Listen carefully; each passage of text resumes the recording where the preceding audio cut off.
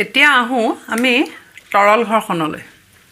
গেছীয় আৰু জুলীয়া পদাৰ্থক একেলগে বিজ্ঞানত তৰল পদাৰ্থ বুলি কোৱা হয়। তোমালোকে এইখিনি ইতিমধ্যে পঢ়িছা। তৰল ঘৰ্ষণ মানেনো কি?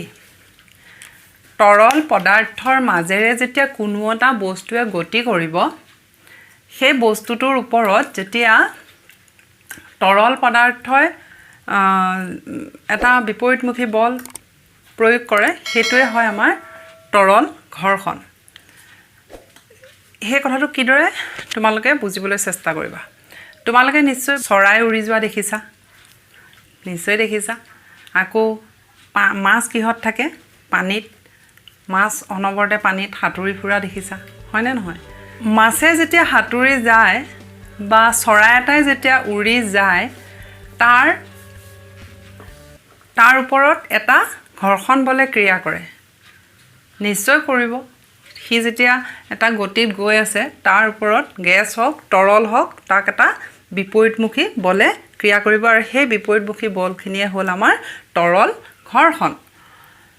এতিয়া চৰাইটো উৰি যাওঁতে বা মাছটো পানীত যাওঁতে তাহাঁতি যথেষ্ট পৰিমাণৰ ঘৰ্ষণৰ সন্মুখীন হ'বলগীয়া হয়। তাৰ বাবে সেই তৰল ঘৰ্ষণটো কমাই ৰখাটো খুব প্ৰয়োজন হয়। সেইখিনি কৰিবলৈ যাওঁতে চৰাই হওক বা মাছেই হওক যথেষ্টখিনি শক্তিৰ অপচয় হয়।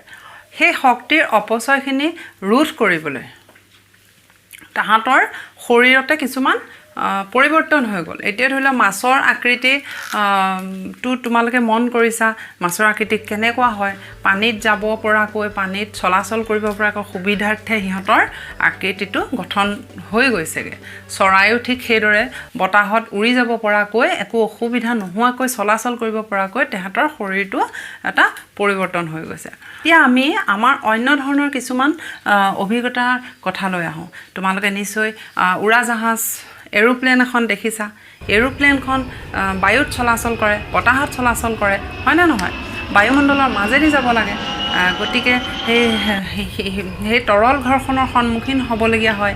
সেয়েহে তোমালোকে ভালদৰে মন কৰিবা, এখন এৰোপ্লেনৰ আকৃতিটো এটা চৰাইৰ আকৃতিৰ দৰে, যাতে এই তৰল ঘৰ্ষণৰ বাবে অসুবিধাৰ সন্মুখীন নহওক। তৰল ঘৰ্ষণৰ পৰিমাণটো ন্যূনতম কৰি ৰাখিবলৈ এৰোপ্লেনখনৰ বা উৰাজাহাজখনৰ আকৃতিটো চৰাই আকৃতিৰ দৰে বনোৱা হৈছে। তাৰমানে আমাৰ বিজ্ঞানীসকলে প্ৰকৃতিক পৰাই এই কথাটো লক্ষ্য কৰি এইটো ইয়াত এপ্লাই কৰিছে, হয়নে? তাৰমানে আমি কি দেখিলোঁ যে এই তৰল ঘৰ্ষণটো কমাবৰ বাবে এটা আকৃতিটো বিশেষ ধৰণৰ কৰিবলগীয়া হয়। আৰু বিজ্ঞানীসকলে সেয়েহে প্ৰকৃতিৰ পৰা অনুপ্ৰেৰণা লাভ কৰিলে যে চৰাইৰ দৰে আকৃতিত যদি এৰোপ্লেনখন আমি বনাব পাৰোঁ, তেতিয়া আমাৰ এই তৰল ঘৰ্ষণটো যথেষ্ট কমাব পৰা যাব, আৰু হয় সেইটো আমাৰ কাৰ্যতো দেখা গৈছে। এইদৰে তৰল ঘৰ্ষণ কমাবলৈ আমি বিশেষ আকৃতি প্ৰদান কৰিবলগীয়া হয়।